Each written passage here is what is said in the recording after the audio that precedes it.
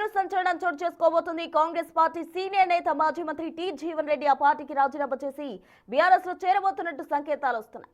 4 దశాబ్దాలుగా కాంగ్రెస్ జెండా మోసిన జీవన్ రెడ్డి పార్టీ మారుతారనే వార్తలు జగిత్యాల సహా రాష్ట్ర రాజకీయాల్లో తీవ్ర చర్చకు దారితీశాయి.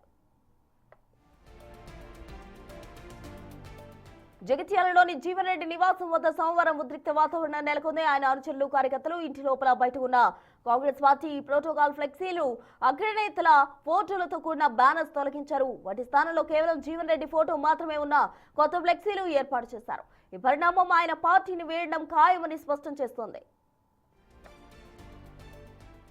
Jagtial MLA doctor Sanjay Kumar BRS నుంచి కాంగ్రెస్ లో చేరడంతో నియోజకవర్గంలో ఆధిపత్య పోరు మొదలైంది. ఇటీవల జరిగిన మున్సిపల్ ఎన్నికల టికెట్ల కేటాయింపులో సంజయ్ కుమార్ కే ప్రాధాన్యత ఇవ్వడం, తన వర్గాన్ని పక్కన పెట్టడంపై జీవన్ రెడ్డి తీవ్ర అసంతృప్తితో ఉన్నట్టు సమాచారం. దశాబ్దాలుగా పార్టీకి సేవలు అందించిన తనకు కనీస గౌరవం దక్కడం లేదని ఆయన తన సన్నిహితుల వద్ద వాపోయినట్టు తెలుస్తోంది.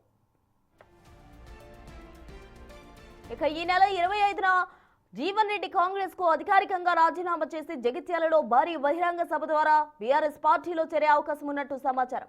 ఇప్పటికే ఆయన బీఆర్ఎస్ అధినేత కేసీఆర్, వర్కింగ్ ప్రెసిడెంట్ కేటీఆర్ తో సంప్రదింపులు జరిపినట్టు రాజకీయ వర్గాల్లో ప్రచారం జరుగుతోంది. మరోవైపు జీవన్ రెడ్డి పార్టీని వీడాలని ఎవరూ కోరుకోవడం లేదని అన్నారు ఎమ్మెల్యే సంజయ్ కుమార్.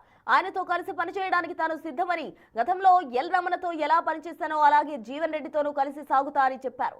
ఎల్ రమణ వంటి వారికి మంత్రి పదవి ఇవ్వకపోవడం వంటి తప్పుల వల్లే బీఆర్ఎస్ గతంలో నష్టపోయిందని ఆయన వ్యాఖ్యానించడం గమనార్హం.